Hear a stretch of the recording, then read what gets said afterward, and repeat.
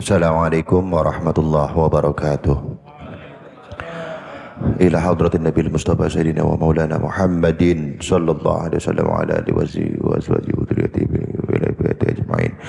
Khususan Nabi Ahmad bin Hasan Yahya wa sallallahu alaihi wa sallam rahimallahu wa sallam Syekh Haji Muhammad Syaitan bin Mubarak wa sallam Syekh Haji Zainal Abidin Sukabumi wa sallam Syekh Haji Ibn Badr bin Al-Haythami Sukabumi Syekh Haji Ahmad bin Najib Haji Haji Jabir bin Mustafa Siddiq bin Haji Kapala ya sudah berdijuk khusus Nabi Alawi bin Ahmad bin Hasan bin Abdullah bin Ali bin Al-Haddad bin Alawi Al-Fatihah. A'udzu billahi minasy syaithanir rajim. Bismillahirrahmanirrahim. Alhamdulillahi rabbil alamin arrahmanir rahim maliki yaumiddin. Iyyaka na'budu wa iyyaka nasta'in ihdinas siratal mustaqim. صراط الذين أنعمت عليهم غير المغضوب عليهم ولا الضالين آمين. بسم الله الرحمن الرحيم. الحمد لله والصلاة والسلام على رسول الله محمد ابن عبد الله. أشهد أن لا إله إلا الله وحده لا شريك له وأشهد أن سيدنا ونبينا محمد عبده ورسوله لا نبي بعده. Yang bersama-sama kita hormati dan Allah muliakan guru kita Kakanda Ustadz Haji Harun Sya'rani, juga para jamaah semuanya, para tokoh pengurus Masjid Jami Hudal Islam yang mohon maaf tidak bisa sebutkan namanya satu persatu, namun tidak mengurangi rasa hormat dan ta'zim saya. Alhamdulillah kita melanjutkan kajian rutinan bulanan, yaitu kitab Syarah Ratibul Haddad. Kita telah sampai halaman 23, yaitu sampai kalimat 1, 2, 3, 4, 5, 6, 7, 8 baris dari bawah, yaitu kalimat Qala Sahlu ibnu Abdillah, 8 baris dari bawah. Bismillahirrahmanirrahim. Qala al-musannifu rahimallahu ta'ala nafa'ana bihi wa bi'ulumihi fid dharain amin.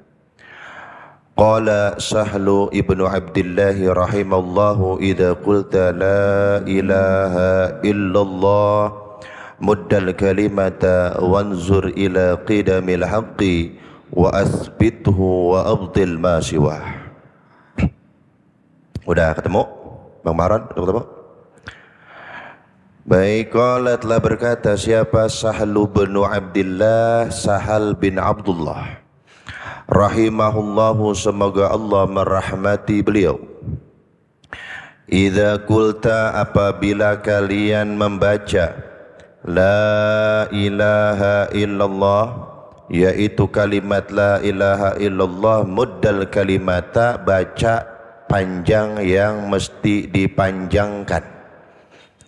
La panjang, ilaha la-nya panjang, illallah panjang, bacanya yang benar. Wirid jangan nguber jumlah, karena kalau kita ngejar jumlah bacaannya jadi ngaco. Makanya di sini dikatakan muddal kalimata, panjangkan yang memang panjang, yaitu la ilaha illallah. Nah itu yang panjang. Biasanya kalau ngejar jumlah ngebut itu yang panjang cuman Allahnya doang. La ilaha illallah, la ilaha illallah, la ilaha illallah. Itu kira-kira sesuai enggak? Sesuai enggak? La ilaha illallah, la ilaha, sesuai enggak? Ya ya. Ya pantas zikir yang dibacanya enggak masuk ke hati, pantas. Karena ini syarat di sini yang kita bahas, ini syarat dan rukun ya. Enggak terpenuhi. Kemudian wanzur ila qidamil haqqi, ketika lisan kita mengucapkan la ilaha illallah, maka lihatlah, maka renungkanlah kidamnya Allah subhanahu wa ta'ala. Jadi ketika kita zikir la ilaha illallah, kita harus betul-betul memperhatikan makna yang terkandung pada kalimat la ilaha illallah. Di sini musannif pengarang kitab mengatakan renungkan sifat qidamnya Allah subhanahu wa ta'ala.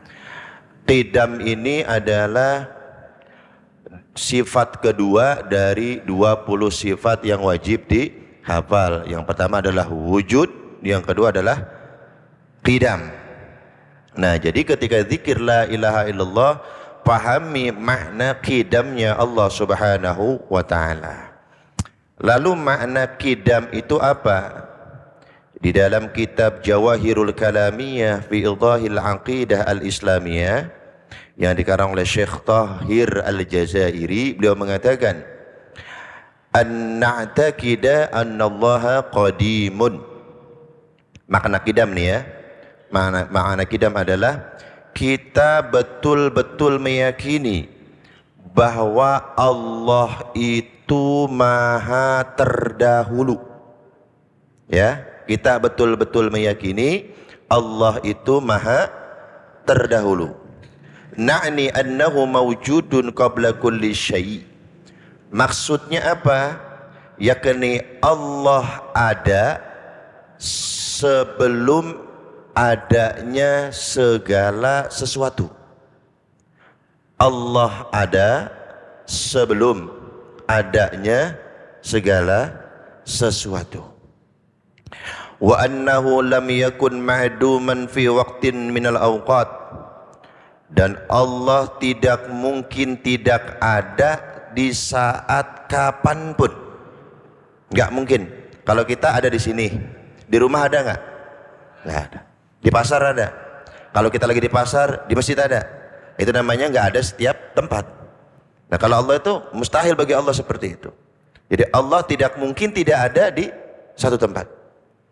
Wa anna wujudahu laisa lahu awalun, dan wujudnya Allah tidak ada awalnya. Paham ini? Jadi gini, kita ada karena adanya orang tua kita. Orang tua kita ada karena ada siapa? Kakek kita. Kakek kita ada, buyut kita. Buyut kita ada karena ada leluhur kita. Itu namanya tasalsul, terus bermata rantai, berdaur ulang, nyambung. Gak mungkin bapak kita bilang ada kalau dia gak punya bapak, gak mungkin. Nah, Allah itu gak bisa digituin. Kalau Allah kita bilang ada sesuatu sebelum adanya Allah, maka gak pantas Allah jadi Tuhan. Seharusnya yang pantas jadi Tuhan yang ada sebelum adanya Allah itu. Paham ya? Itu maknanya apa? Qidam. Ya. Jadi qidam artinya satu sifat yang menolak adanya permulaan wujudnya Allah. Itu Nabi Adam ada. Nabi Adam ada permulaannya. Ketika Allah mengatakan kun fayakun, jadi itu permulaannya. Akan tetapi wujudnya Allah, adanya Allah, nggak ada kayak begitu. Nah, kayak seperti itu. Ada kisah menarik, ya, kisah menarik tentang Imam Abu Hanifah. Imam Abu Hanifah adalah salah satu madhab besar di dunia, dan ini madhab yang pertama, yaitu madhab Imam Abu Hanifah yang kita kenal dengan madhab Hanafi, kemudian Maliki, kemudian Syafi'i, kemudian Hambali. Ini kita kisahnya tentang Imam Abu Hanifah berkaitan dengan tadi masalah qidam. Dalam kitab Fathul Majid tentang kitab Tauhid yang dikarang oleh Syekh Al-Imam An-Nawawi Al-Bantani, leluhur kita. Jadi dikisahkan di Irak sana, di Baghdad sana, ada namanya Dahri. Dahri itu kalau di kita ateis. Dia nggak percaya sama Tuhan. Ini dia dulu pusat Islam itu adanya di Irak. Jadi dia datang sengaja, dia mempelajari ilmu-ilmu Islam untuk membantah bahwasannya Allah itu Tuhan. Tuhan itu ada. Itu pokok permasalahannya. Dibawa. Dia datang ke Irak, semua ulama yang dia temui di Irak ditantang debat. Dan hebatnya ini ateis berhasil mengalahkan seluruh ulama yang ada di Irak. Nah, ini dia bikin perjanjian. Kalau misalkan ada debat lagi, ternyata dia menang lagi, maka semua umat Islam harus ateis. Wah, ini taruhannya apa? Agama. Kemudian dengan sombongnya, karena dia debat menang, dia mengatakan, qala hal baqiya min ulamaikum ahadun, Dari sekian banyak ulama yang sudah saya kalahkan berdebat, masih nyisa nggak ulama kalian? Masih ada nggak ulama kalian yang bisa ajak debat? Qalu baqiya Hammad. Ada. Tinggal satu lagi. Tinggal satu guru lagi. Tinggal satu kiai lagi. Inilah gurunya guru. Kalau ini gurunya guru kalah, kelar urusan. Jadi umat Islam di Baghdad masuk ateis, PKI, gitu, nggak percaya sama Tuhan. Kemudian ini si Dahri, orang ateis ini, karena tadi saya bilang di Irak itu adalah pusat Islam, maka khalifah presiden itu adanya di sana. Dia datang lapor ke khalifah, khalifah saya minta izin, saya minta waktu, saya minta tempat, pertemukan saya dengan Hammad. Saya ingin debat terbuka dengan taruhan, kalau saya kalah saya mempercayai adanya Allah, tapi kalau saya menang umat Islam harus ateis. Ini nggak main-main ini. Tantangannya itu. Kemudian ini Imam Hammad dipanggil, Imam, Anda ditantang debat. Ini nggak siap nih. Imam Hammad walaupun gurunya guru, karena dia ngelihat banyak ulama yang kalah, dia nggak siap. Akhirnya dia minta tempo. Saya minta tempo semalam. Debatnya jangan sekarang, besok. Nah, ini sambil ngerancang nih Imam Hammad sebetulnya. Ya, kira-kira bahan saya buat besok itu apa? Ketika pagi belum ketemu jawabannya, belum ketemu bahan-bahan buat debat, datang Abu Hanifah cilik. Ini masih kecil nih. Ada yang mengatakan umurnya masih 6-7 tahun. Bayangkan, umurnya masih segitu tuh. Datang menemui gurunya. Padahal Imam Abu Hanifah ini datang, Abu Hanifah cilik ini datang pengen ngaji, pengen nanya sesuatu ilmu kepada gurunya. Begitu nyampe dilihat gurunya lagi gak enak mukanya. Ini guru, kenapa mukanya resah gelisah begini? Kemudian dijawab oleh gurunya, gimana saya nggak gelisah Abu Hanifah? Ini hari waktunya saya berdebat sama ateis. Oh, yang lagi rame itu? Iya. Dan dilalahnya semalam saya tidur ngimpi jelek. Ngimpinya jelek. Ke dalam mimpiku dia mengatakan, ra'aitu daran wasi'atan muzayyanah. Dalam mimpi aku melihat sebuah rumah yang sangat besar indah. Dalam mimpi saya ini, saya melihat ada rumah besar indah. Wa fiha syajaratun muthmiratun. Di dalam rumah itu ada pohon. Buahnya banyak. Ya, rumah besar indah, di dalamnya ada pohon. Tiba-tiba fakharaja min ruknid dari khinzir, dari pojok rumah keluar babi yang sangat besar. Fa akala thamara wal waraqa wal aghsan hatta lam yabqa illa aslu tilka syajarah. Ini si babi tadi, dia acak-acak ini pohon, buahnya dimakan, daunnya dimakan, ranting-rantingnya dimakan, dahannya dimakan. Yang sisa cuma satu, batang pohonnya doang. Ini kan mimpi buruk. Abu Hanifah cilik bukannya malah panik, dia malah senyum. Dia dengan percaya dirinya dia berkata kepada gurunya, tenang guru, itu mimpi Anda cakep. Coba gurunya ini, guru ini, kalau kita masih bersih gurunya guru Muradi ya, kayak Muradi gitu kayak kita. Orang lagi kebingungan, tenang guru, mimpi antum cakep. Tapi ini masya Allah nih, memang Imam Hammad tahu Abu Hanifah kecil ini memang bakatnya udah pintar. Maksud kamu apa? Aku diberi karunia oleh Allah pandai menakwilkan atau menafsirkan mimpi, dan saya yakin mimpi itu bagus. Coba kira-kira kalau boleh ditakwil saya takwil, kalau boleh saya tafsirkan, guru izinkan saya tafsirkan di mimpi ini. Silakan tafsirkan. Rumah yang besar itu adalah agama Islam. Rumah yang besar itu adalah agama Islam. Pohon itu adalah ulama.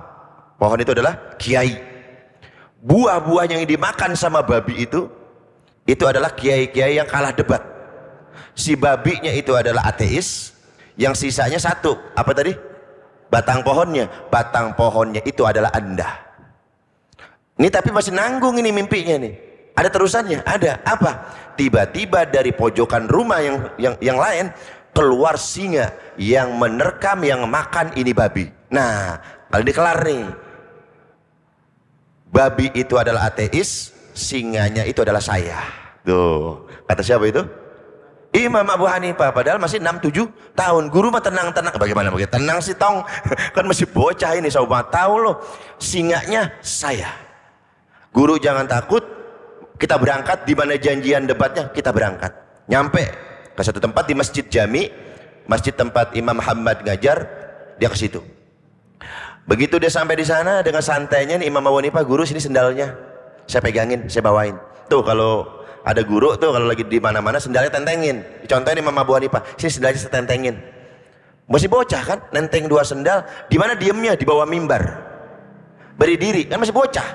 Ini udah mungkin jutaan orang mungkin ya, yang ingin menyaksikan perdebatan panas antara Prabowo dan Jokowi. udah panas nih, siapa yang menang nih. Nah Imam Abu Hanifah di bawah, diem aja. Kemudian datang, ini belum dimulai acara kalau khalifah presidennya belum datang. Begitu presidennya udah datang, duduk, ini si ateis tadi naik ke mimbar. Imam Abu Hanifah di mana tadi? Di bawah mimbar. Dengan lantangnya, dengan sombongnya, ini si ateis mengatakan, manil mujibu li su'ali. Hei, yang ngaku-ngaku ulama di sini, siapa yang berani ngejawab pertanyaan saya? Ayo, cung dari sekarang. Gitu. Itu maksudnya ledekan. Padahal kan udah ditentuin. Siapa musuhnya? Imam Muhammad kan. Siapa yang berani jawab pertanyaan saya? Angkat tangannya.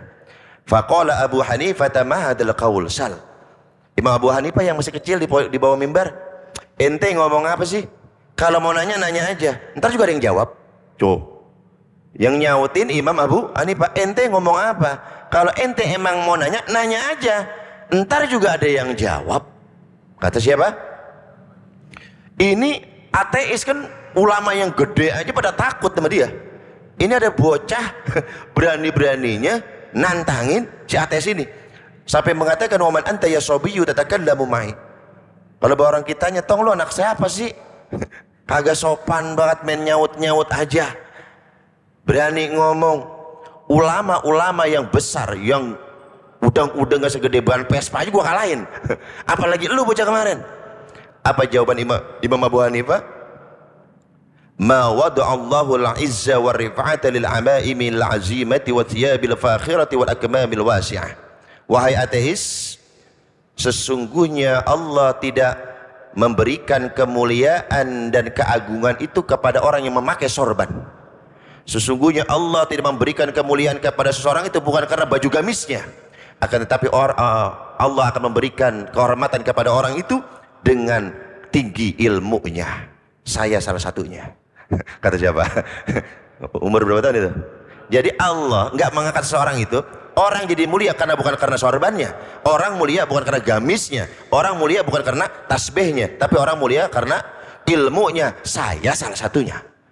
Wah, kata si ATS, wah bocah ini makin kurang ajar nih kemarin. Udah kita mulai? Baik, kita mulai. Pertanyaan pertama, halillahu mawujudun? Allah ada enggak? Itu pertanyaan saya yang pertama. Dijawab, Allah ada enggak? Ya. Imam Abu Hanifah dengan satu mengatakan, qala na'am, ada. Aina huwa? Kalau memang Tuhan itu ada, di mana dia? Ada yang bisa jawab? Buat calon ateis ini. Nggak bisa jawab, kan udah perjanjian tadi. Yang nggak bisa jawab, ateis. Di mana Allah? Kalau memang Tuhan itu ada, di mana dia? Imam Abu, perhatiin ini di sini nih pelajaran tauhidnya. Imam Abu Hanifah mengatakan, qala la makana lahu, Allah ada tanpa tempat. Pahami? Allah ada tanpa tempat. Ateis yang dimainin apa? Akal, logika. Wa kaifa yakunu mawjudun la makana lahu? Bagaimana mungkin sesuatu dibilang ada tapi nggak ada tempatnya? Itu nggak masuk akal. Benar? Sesuatu kita katakan ada, pasti ada tempatnya, wujudnya kelihatan, baru kita bilang apa? Ada. Bagaimana mungkin Tuhan itu ada tapi nggak ada tempatnya? Apa jawaban Imam Abu Hanifah? Kira-kira kita mau jawab apa nih? Kalau ditanya balik begini, kita mau jawab apa nih? Itu kan puyeng semua mukanya kan. Imam Abu Hanifah masih kecil nih. Apa jawab Imam Abu Hanifah? Lihada dalilun libadanika. Jawabannya ada di badan kamu. Jawabannya ada di badan kamu. Ada di badan saya. Iya. Apa ya? Malah nanya nih orang ateis nih. Apa ya? Hal fi jasadika ruhun. Wahai ateis, saya ingin tanya, apakah di tubuh kamu itu ada ruh? Di tubuh kita ada ruh? Di tubuh kita ada ruh? Qala aina ruhuk? Kalau begitu di mana ruhnya? Mengejit, punya ruh? Di mana ruhnya? Di pala, di tangan, di kaki, di badan, di perut, di mana ruhnya? Hah? Di mana ruhnya? Punya ruhnya? Nah, di mana?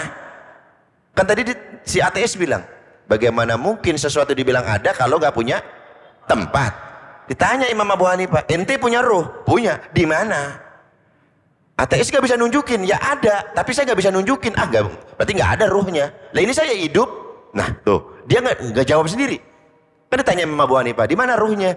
Punya ruh nggak? Punya. Di mana? Ini ateis nggak bisa nunjukin di mana posisi ruh kita.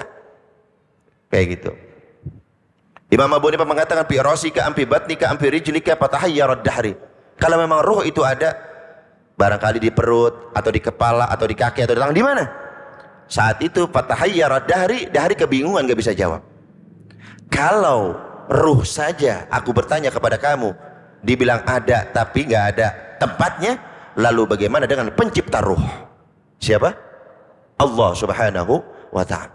Dalam riwayat lain jawabannya lebih saklek. Dalam kitab lain yang ditanya bukan ruh, yang ditanya akal. Wahai ateis, kamu punya akal? Punya. Tunjukkan kepada saya di mana akalmu. Bapak punya akal, Pak? Pak, saya nanya, Bapak punya akal? Mana akalnya? Kalau nunjuk kemari, ini otak. Yang saya tanyain akal. Begitu tanya orang ateis, kamu punya akal? Punya. Mana akalnya? Ini otak.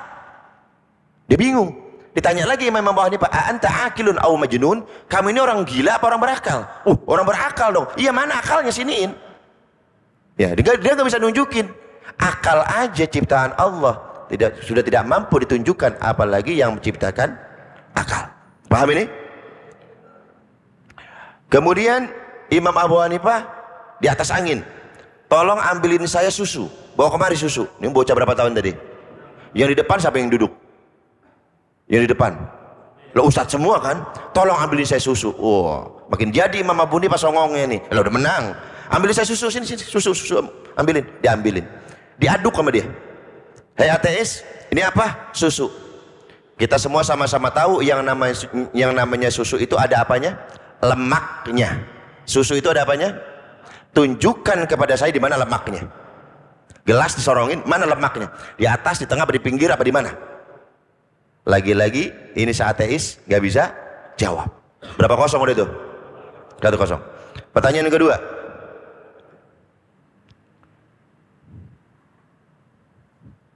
fama kana qablallahi wa ma ba'dah.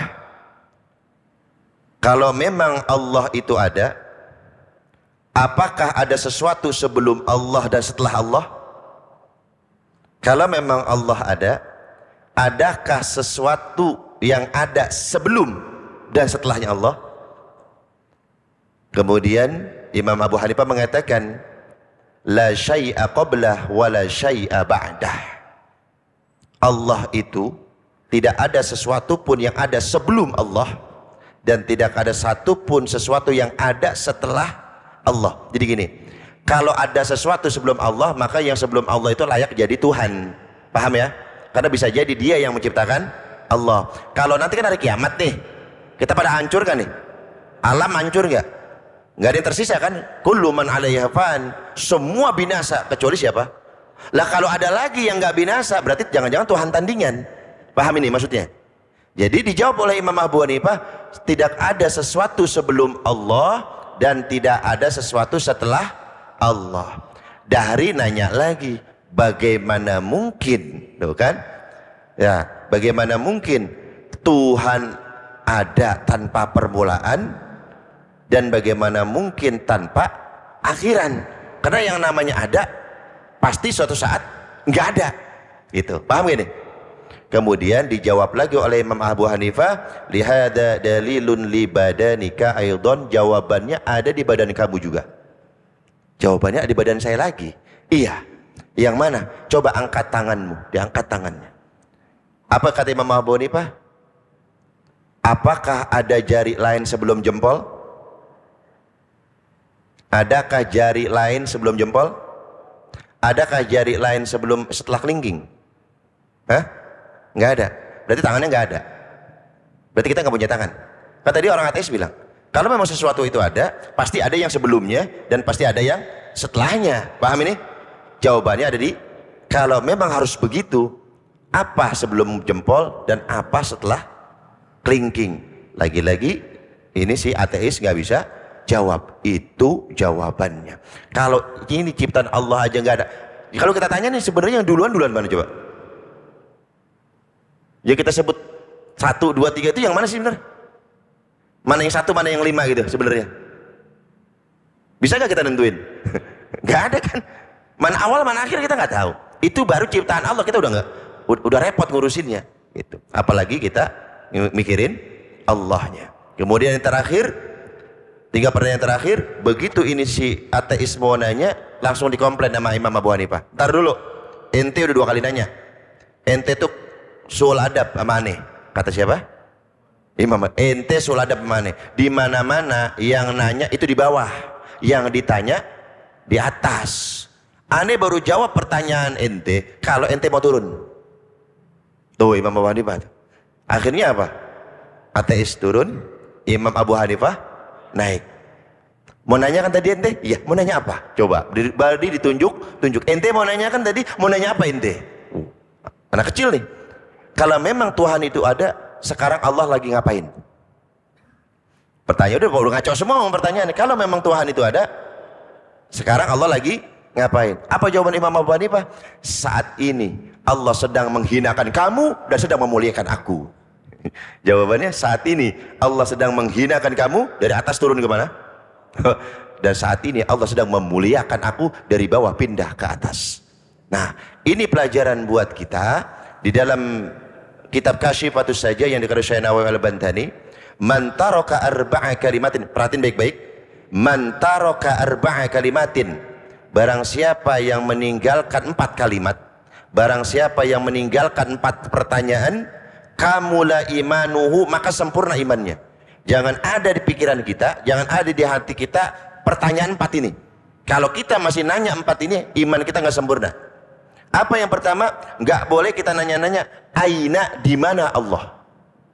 Karena pertanyaannya aja udah salah. Pertanyaan di mana itu buat makhluk, nggak pantas buat khalik. Itu yang pertama, nggak boleh nanya apa? Di mana? Yang kedua nggak boleh nanya kaifa, bagaimana Allah jadinya. Bagaimana sih Allah itu jadinya, bagaimana sih? Itu nggak bisa. Yang namanya bagaimana itu adalah buat makhluk. Bagaimana sih cara bikin Indomie? Kita terangin. Bagaimana sih cara bikin kaca? Kita terangin. Bagaimana kita bikin mebel? Kita terangin. Bagaimana bikin Allah? Emang siapa yang bikin Allah? Ya, nggak boleh nanyain bagaimana. Yang ketiga, nggak boleh nanyain mata, kapan. Kapan Allah itu ada? Kalau kita bilang kapan, berarti dia munculnya bermula ada sesuatu sebelumnya dan pasti akan binasa pada akhirnya. Kalau pertanyaannya kapan? Kemudian kam, berapa jumlah Allah. 4 pertanyaan itu nggak boleh bagi orang Islam lewat di pikirannya. Kalau masih lewat, berarti tauhidnya itu nggak mantep. Yang pertama apa tadi? Terus? Bagaimana? Terus? Kapan? Kemudian? Berapa? Fa in qala laka aina Allah. Ini biasanya anak TK nih yang nanya, anak kecil nih. Anak-anak kita nih. Pa, mah, Allah di mana sih? Pada katanya sama anak nggak gini? Kita jawab apa? Di atas. Kita serahin aja dah sama yang di atas. Ada tukang genteng lagi benerin genteng, apa urusannya sama gua? Gua nggak tahu apa-apa, nah gua dibawa-bawa. Kalau kita bilang kita serahin sama yang di atas, sama saja kita mengatakan Allah di langit, yang udah pernah kita bahas dulu. Maka sama saja kita menempatkan Allah posisinya di langit. Ini nggak bakal kelar ini urusan, karena kita bakal nanya lagi sebelum adanya langit di mana adanya Allah. Kan Allah adalah yang paling pertama kan? Pertama kan Allah. Duluan mana Allah melangit? Ya pasti Allah lah, Allah nyiptain. Sekarang pertanyaannya, waktu Allah belum nyiptain langit, Allah tinggalnya di mana? Ntar kan kiamat nih, bumi rusak nggak? Langit rusak. Begitu hancur lebur ini langit sama bumi, Allah kemana? Masa jadi Tuhan ngungsi ke sono ngungsi ke sini? Ongkoh dia yang nyiptain, tapi dia yang kebingungan mau nempatin di mana? Ya, paham? Kalau ditanya, aina Allah, di mana Allah? Jawabannya apa? Fajawabuhu laisa fi makanin wa la yamurru 'alaiha zamanun. Jawabannya, Allah ada, tidak butuh tempat dan waktu. Itu jawabannya. Nah, kalau sama anak udah begitu aja dulu.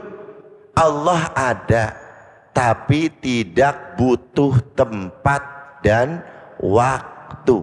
Paham ini? Apa jawabannya? Nah, wa in qala kaifallah, kalau hati kamu bertanya-tanya, Allah itu bagaimana? Bentuknya seperti apa? Jenisnya apa? Maka langsung jawab dalam hati, laisa kamitslihi syai'un.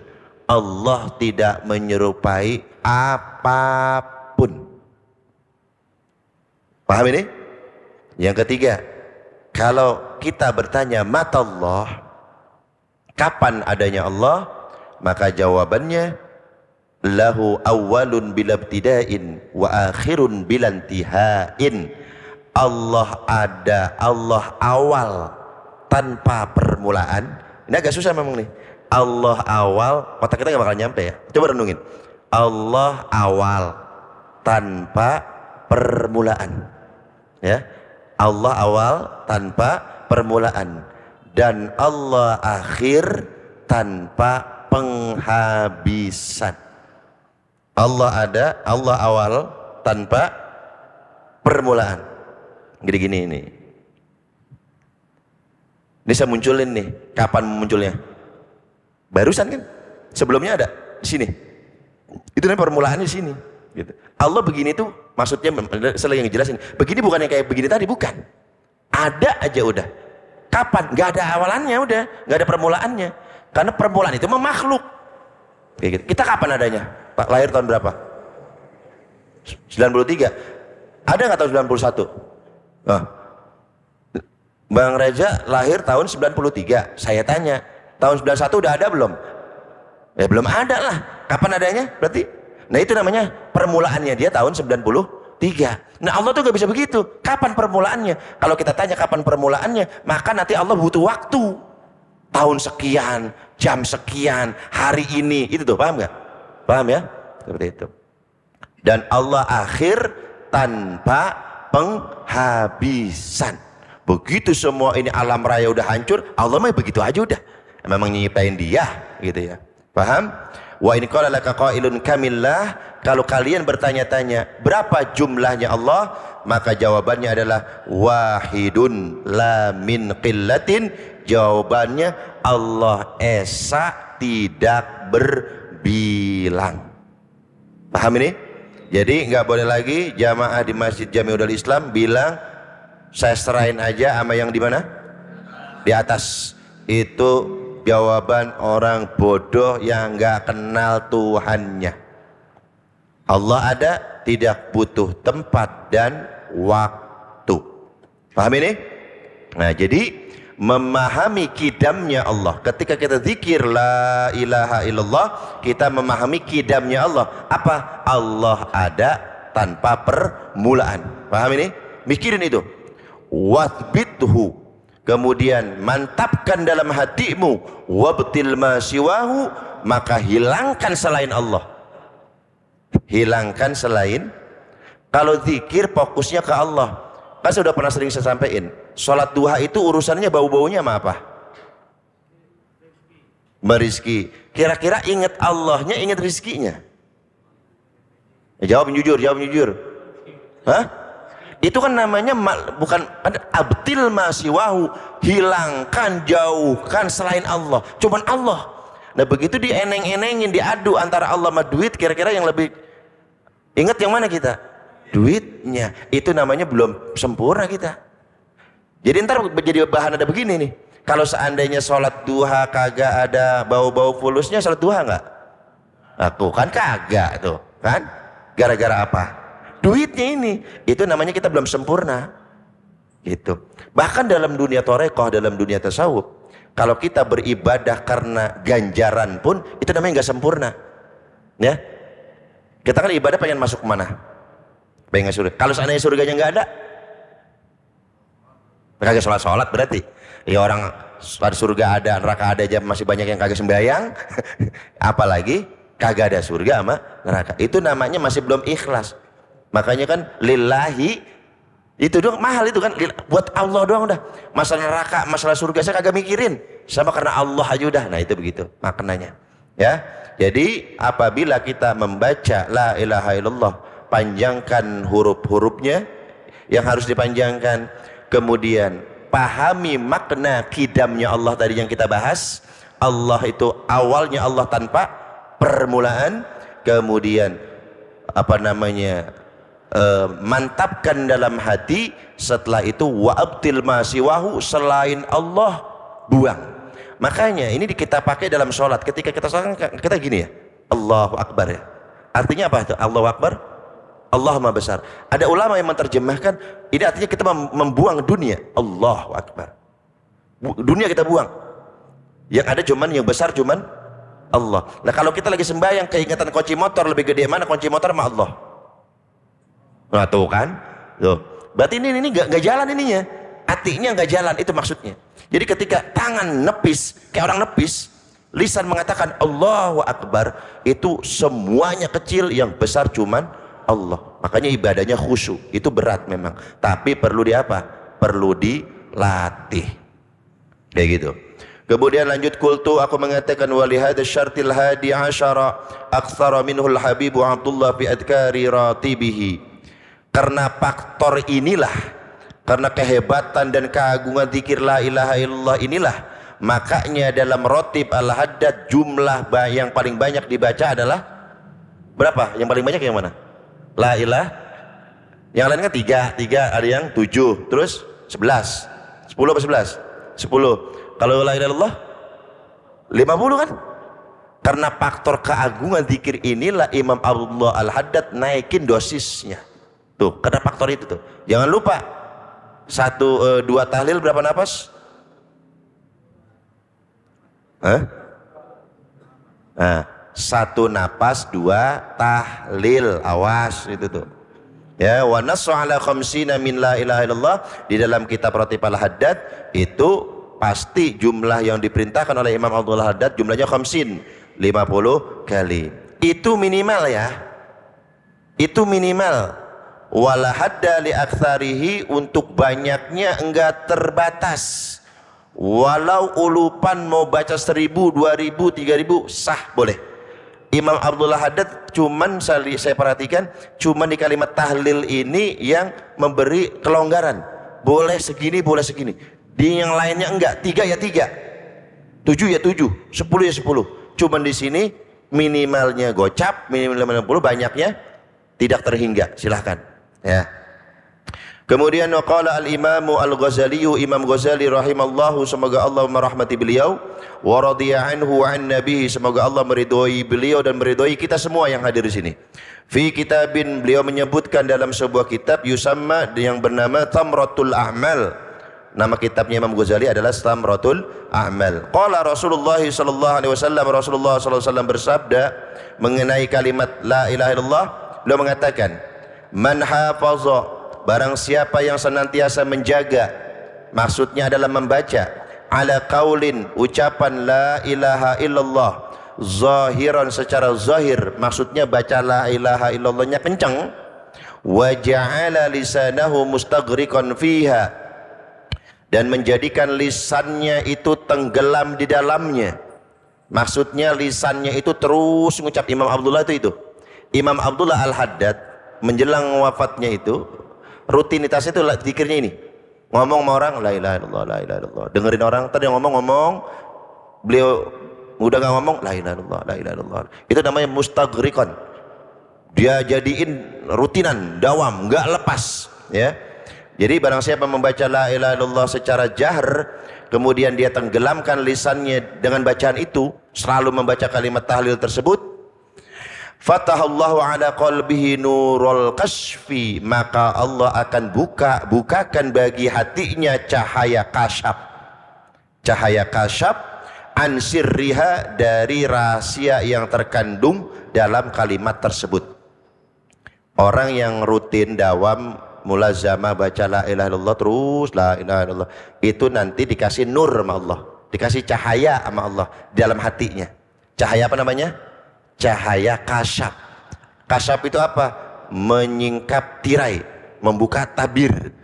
Nah, nanti hatinya itu bisa melihat hal-hal yang gaib, bisa melihat hal-hal yang orang gak lihat. Jadi dia diberi oleh Allah rahasia kalimat la ilaha illallah. Ini saya dapat di kitab Tuhfatul Ikhwan fi Qiraah Al-Mi'ad fi Rajab wa Sya'ban wa Ramadan. Kalimat la ilaha illallah itu tidak ada satupun huruf syafawi. Huruf syafawi itu huruf apa? Bibir. Kayak mim itu namanya syafawi, bibir masih bergerak, ya. Nah, kalau enggak bibir enggak gerak, itu namanya bukan syafawi, tapi jaufi, rongga. Ya, ada syafawi, bibirnya gerak, ada jaufi dari sini. Nah, huruf la ilaha illallah enggak ada satupun bibir yang gerak. La, gerak enggak bibir? Ilaha, bibir gerak enggak? Illallah. Nah, nyebut Allah itu bibir enggak ikut, salah nih kita nih. Kalau kita nyebut Allah bibir ngikut, jadinya Allah. Coba bibirnya, coba kita ngomong Allah gimana? Allah, Allah, bibir gerak nggak? Nggak. Kalimat la ilaha illallah ini dikaji oleh ulama, asrornya, rahasianya, ternyata tidak ada satupun huruf syafawi bibir gerak dalam kalimat la ilaha illallah. Kalau misalkan dia ada syafawinya, itu kan semakin berat, dan orang yang sakaratul maut pun ikutan berat. Nah gitu maksudnya kesana itu, Masya Allah, saking sayangnya tuh Allah sama kita. Itu yang pertama.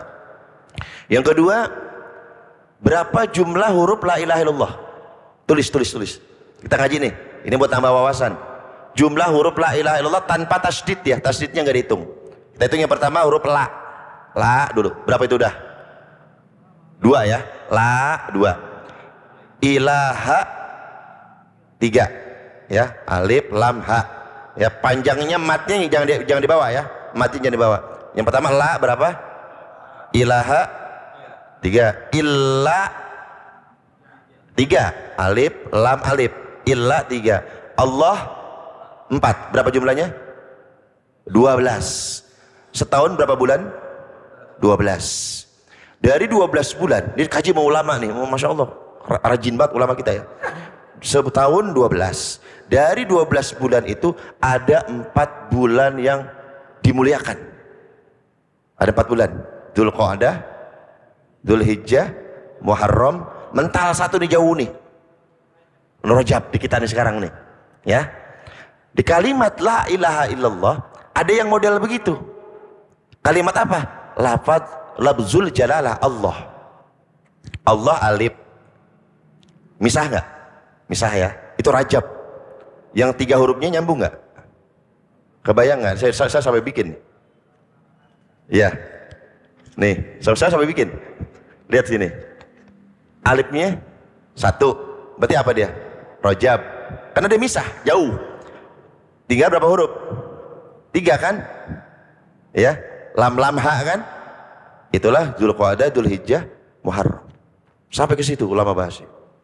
Kemudian bukan cuma itu. Kalau kita gabungkan la ilaha illallah itu gak sempurna, gak sah tauhid seseorang kalau dia cuma mengatakan la ilaha illallah itu gak sempurna. Masih ada yang kurang. Apa? Muhammadur, wajib ini, sepaket ini. Kalau kita gabungkan la ilaha illallah dengan Muhammadur Rasulullah, kita hitung sekarang Muhammadnya Rasulullah.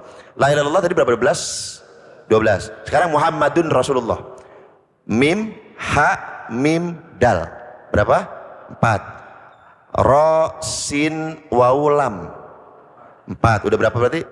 8. Allah 12 juga ya? 12 tambah 12? 24. Satu hari itu 24 jam.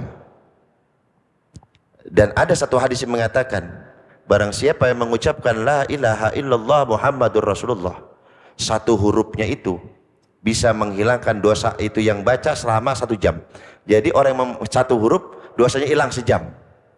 Satu huruf dosanya hilang sejam. Baca lagi dosanya hilang. Nah, kalau kita baca sempurna la ilaha illallah Muhammadur Rasulullah berarti 24 jam dosa kita diampuni nama Allah dengan keberkahan kalimat tersebut. La ilaha illallah Muhammadur, enak aduh. Mantap, cuma ngucap la ilaha illallah Muhammadur Rasulullah dong. Luar biasa. Gitu. Lanjut. Terakhir. Kemudian watastagriquhu anwaruha. Cahaya apa namanya tadi? Kalau orang rajin zikir la ilallah, kasyaf. Cahaya kasyaf itu akan menenggelamkan orang yang baca. Wa yasghabu qalbuhu bidzikriha, membuat hatinya selalu rindu dengan kalimat tahlil tersebut. Tadi kan yang dibaca apa kan jahar kan? La ilaha illallah. Hatinya masih lalai dia, masih begini. Allah sayang diberi cahaya kasyaf oleh Allah. Kemudian cahaya itu yang nyeret itu kalimat ke dalam hatinya masuk, dibetot sama itu, dibawa kena ke hatinya. Nah, ketika kalau sudah begitu, mulailah rasa rindu hatinya untuk ikut menyebut kalimat la ilaha illallah. Paham ini? Kan tadi lisan doang nih, hati kemana-mana, tapi dia paksain terus. Akhirnya diberi cahaya nurul kasfi oleh Allah, cahaya kasyaf oleh Allah. Kemudian ini merembes ke hatinya. Kemudian hatinya pun mulai nih, kayaknya kalau hati saya ikut ngucapin ini enak nih kayaknya. Nah kayak begitu. Watastalimuhu tamratuha. Kalau sudah begini, siap-siap memetik buahnya zikir. Kalau hati udah mulai ikut apa yang diucapkan oleh lisan, siap-siap memetik buahnya zikir. Fayashhadu batinuhu min ajaibil malakut. Ketika itu maka jangan heran kalau Anda bisa menyaksikan alam malakut.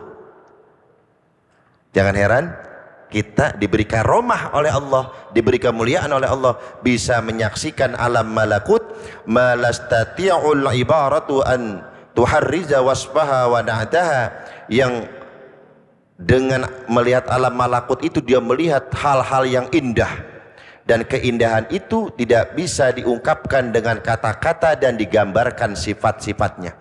Alam malakut itu artinya adalah alam malaikat. Alam malakut itu artinya alam. Nabi Ibrahim pernah diberi oleh Allah naik ke alam malakut. Kalau kita ini namanya ini alam mulki. Di kita ini apa namanya nih? Alam mulki, alam dunia. Jadi kita ngelihatnya nggak yang apa kita lihat. Tapi kalau orang yang udah kasyaf, sampai listriknya belum bayaran, pernah tahu kan itu ya? Kayak siapa itu? Kayak Wan Syah kan ya? Orang ditembak-tembakin, itu kan cahaya kasyaf udah main dia. Karena antara lisan dan zikirnya main udah. Jadi jangan takut. Jadi gini, kalau ketemu sama orang yang kasyaf, jangan takut. Ada orang yang bisa nebak tuh, yang bisa nebak, wah ente nih sama bini galak banget nih, wah ente nih utangnya di mana-mana nih, misalkan ditebak begitu. Ketemu orang-orang model begitu jangan takut. Kenapa? Dia bukan ujuk-ujuk bisa ngeluarin begitu, bukan. Itu tetap bergantung dengan takdir dari Allah.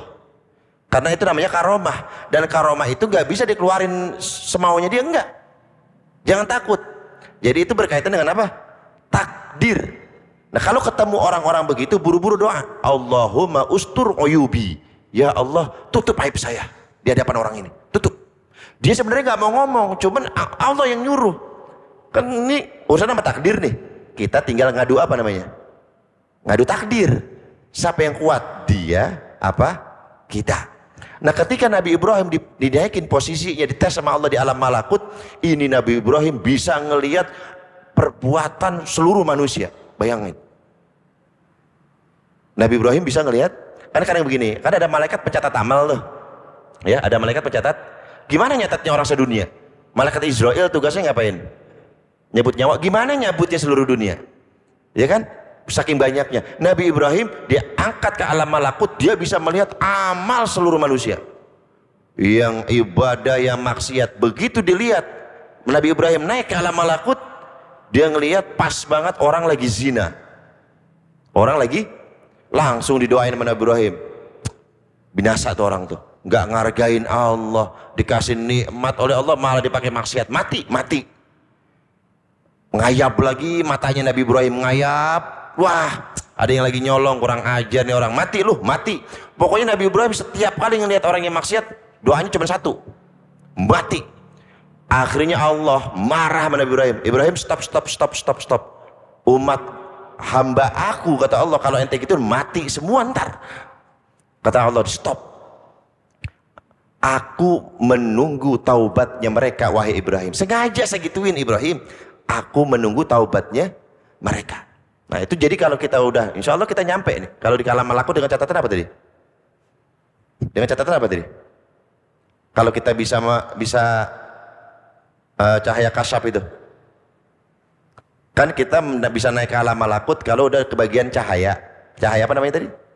Cahaya kasyaf. Cahaya kasyaf itu dapatnya bagaimana? Kalau apa? Kalau lisannya zikir, hatinya juga ikut zikir. Baru kalau lisan diparati nih, kalau lisan kita zikir, hati kita terpaksa nih. Bagaimana caranya nyebutin apa yang kita sebut? Paham di sini? Nah kalau kita latih terus menerus ini, nanti ada buahnya. Allah kasih cahaya. Cahaya apa namanya? Kasyaf. Kalau sudah kita mampu ke cahaya kasyaf, maka kita akan biasanya dikasih persekot sama Allah hadiah. Kita bisa pindah apa? Pindah alam. Ke alam mana? Malakut. Kita ini sekarang di alam mana? Mulki, di alam dunia. Nanti sewaktu-waktu kita bisa naik ke sono. Nah, di saat kita sudah ke alam mulki, ke alam malakut, itu biasanya ibadah kita, disitulah fokusnya, khusyuknya tuh di situ. Udah dunia udah nggak ngurus dia. Itu Nabi Ibrahim. Nabi Ibrahim adalah manusia yang pertama kali ubanan, tahu nggak? Manusia yang pertama kali ubanan siapa?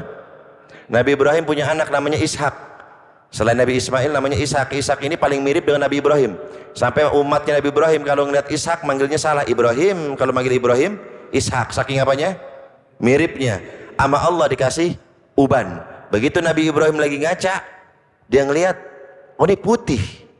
Kemudian dia bertanya, ya Rabbi mahada, ya Allah ini apa ya?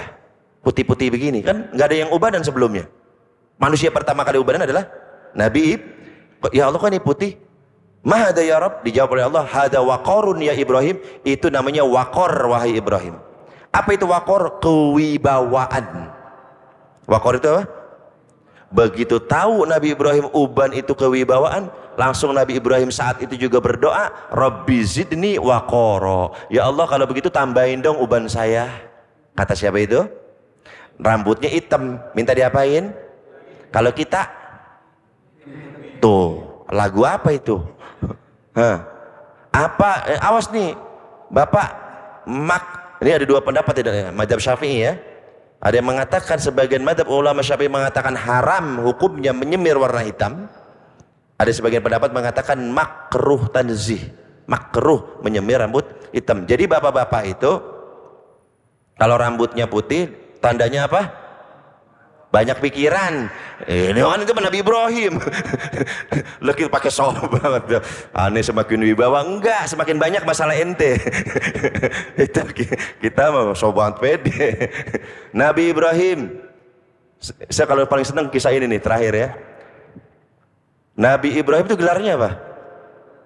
Khalil, kan Nabi Musa kalamullah, Nabi Isa ruhullah, Nabi Muhammad Habibullah, Nabi Ibrahim Khalilullah. Khalil artinya kekasih, Habib juga artinya kekasih. Ulama mengatakan beda antara Khalil dengan Habib.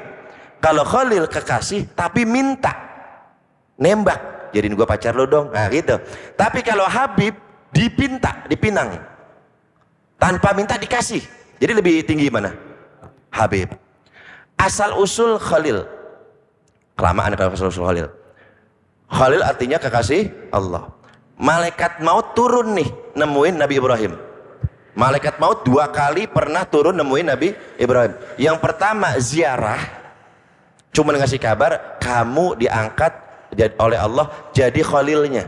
Ini surah An-Nisa ayat 125, wattakhadallahu Ibrahima khalila. Nurunin ini, kamu jadi khalilnya Allah. Pas yang kedua turun lagi, kalau malaikat turun girang apa sedih? Senang apa sedih? Ada yang senang malaikat mau turun? Asik nih CS datang. Lu mau dimatiin pakai CS datang. Begitu ini Israel turun, Nabi Ibrahim nanya, Israel, ente yang pertama nemuin aneh kan mau ziarah nih. Yang kedua mau ngapain? Nanya, Nabi Ibrahim juga takut. Sekarang mau beneran Ibrahim. Ngapain? Nyabut nyawa. Waduh. Nabi Ibrahim belum siap. Diajak diskusi malaikat maut. Sini. Gue mau ngomong sama lu nih. Kita aja berdua nih. Gelar saya ini apa? Khalilullah. Artinya apa? Kekasih Allah. Ra'aita khalilan yakbidu ruha khalili.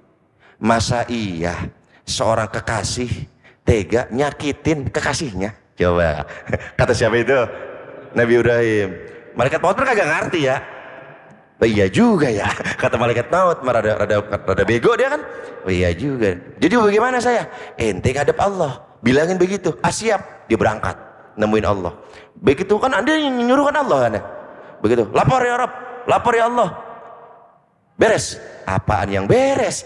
Kata Israel, saya mau nyabut malah dikasih teka-teki nama Ibrahim. Dikasih teka-teki apa? Wahai Israel, aku ini kan kekasihnya Allah. Dicabut nyawa itu sakit. Masa iya seorang kekasih tega menyakiti kekasihnya? Kan bener ya Allah. Kata Allah, lu bego banget sih. Lu turun lagi, lu jawab.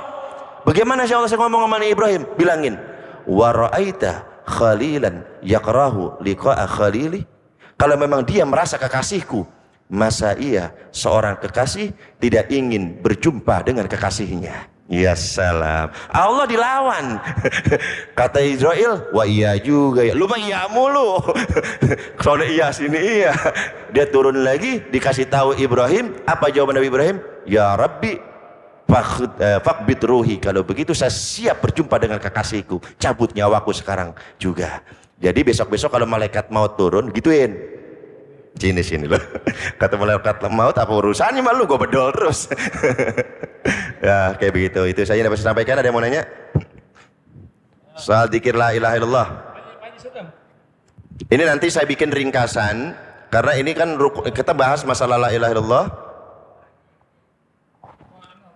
Hah? Oh nanya, ya.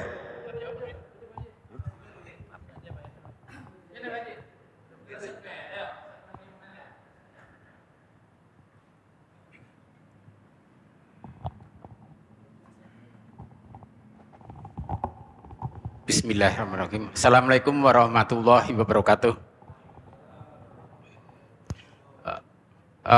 Tadi penjelasan tentang Allah tidak berada di tempat atau tidak ada ruang maupun tempat. Pernah kami membaca dan menanyakan kepada Ustadz bahwa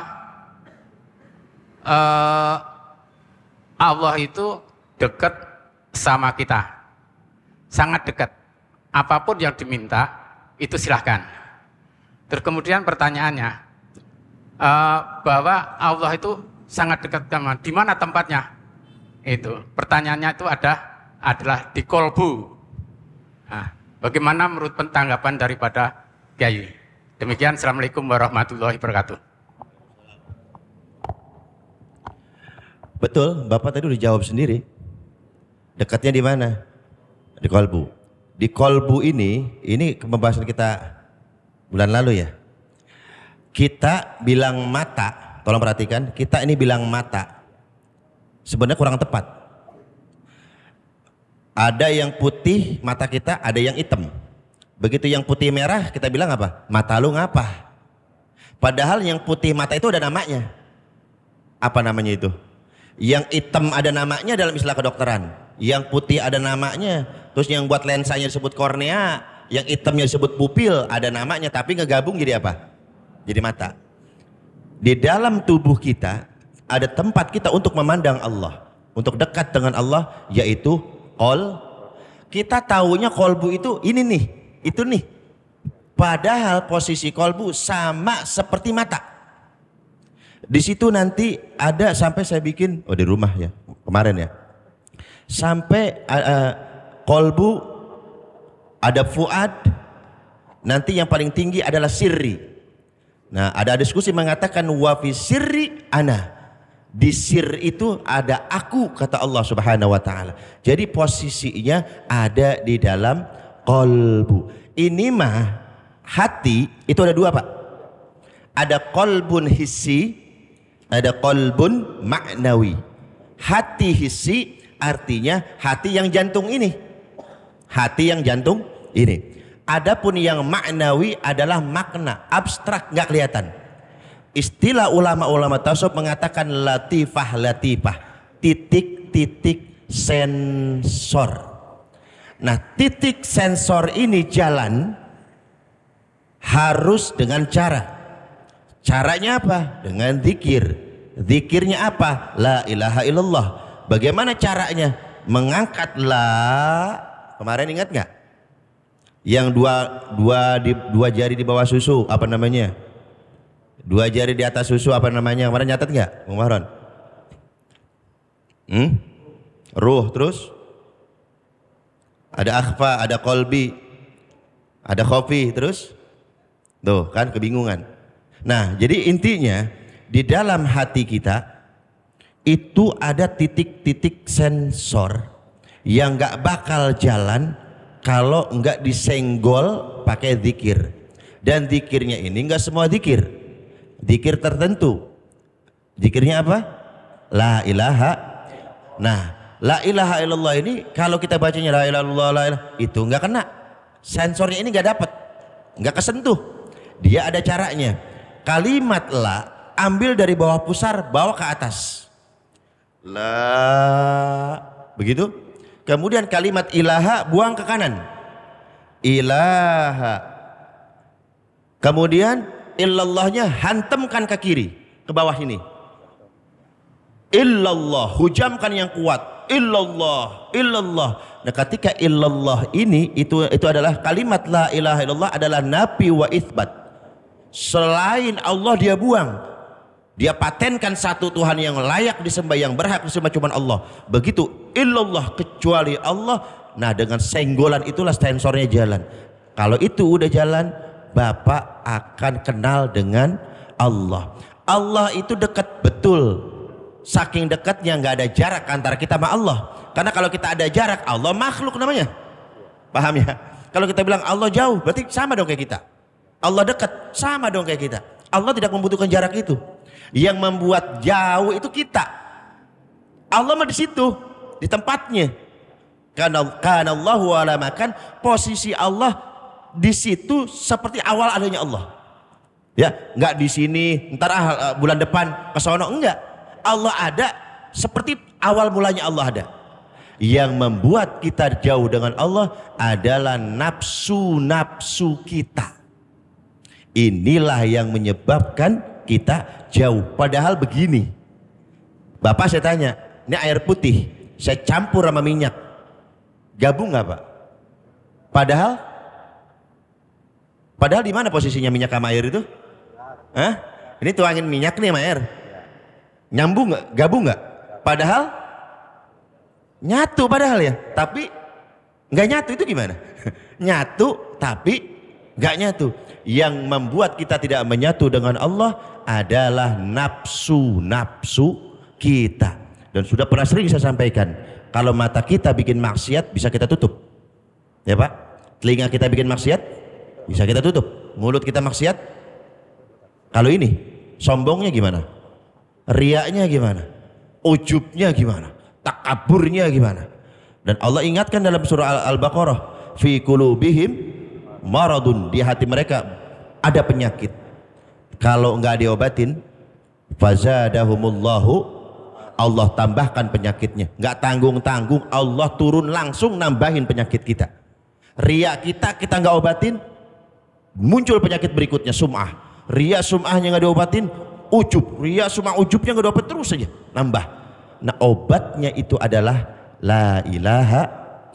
Sekarang muncul pertanyaan baru. Saya udah Ustadz, la ilaha illallahnya udah. Caranya saya pakai. Pasti ada yang kurang pas. Pasti ada yang kurang ngeklik pasti itu. Makanya ini pelajaran kita ini baru membahas rukun-rukun dan syarat-syarat zikir.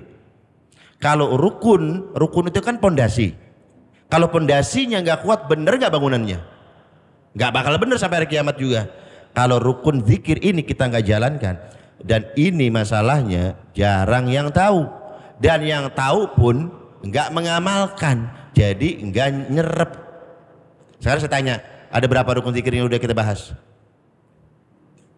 Loh kan? Masih pada bingung.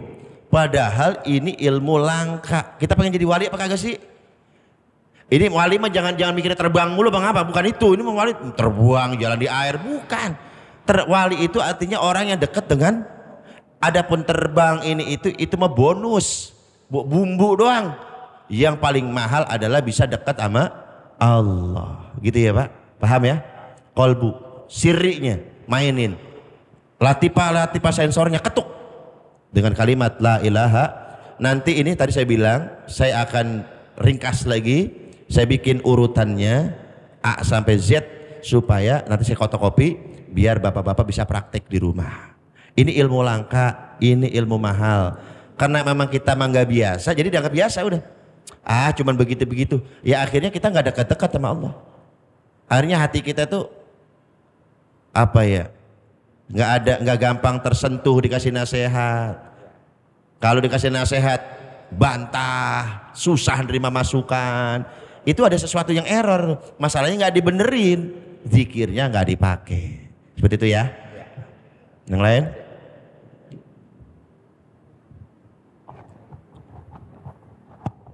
Udah ya?